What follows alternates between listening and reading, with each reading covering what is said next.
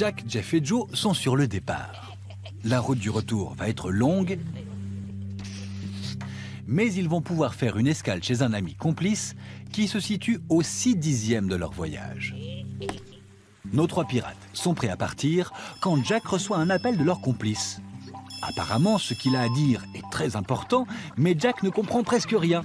Il est question de dixième, de centième, de millième. Au final, l'autre raccroche et Jack n'a presque rien compris. Il a juste noté sur son carnet une chose, la fraction 61 centièmes. Mais Jeff ne se laisse pas impressionner et s'empresse de feuilleter son fameux manuel du pirate en galère. Et voilà ce qu'il y trouve. Les fractions dont le dénominateur est 10, 100, 1000, etc. s'appellent des fractions décimales. Du coup, Jack comprend que la fraction 61 centièmes s'appelle une fraction décimale. Puis Jeff continue sa lecture. Quand on partage l'unité en 10, on obtient des dixièmes. Quand on partage chaque dixième de l'unité en 10, on obtient 100 parts égales sur l'unité. Ce sont des centièmes.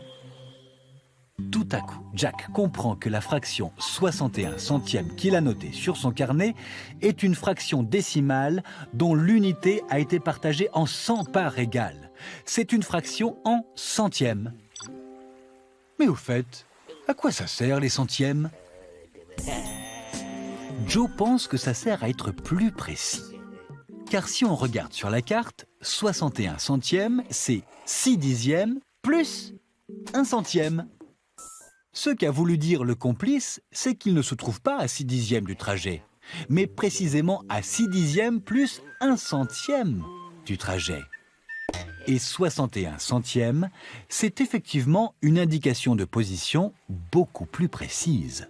Or, c'est précieux d'être précis. Bon vent, flibustier.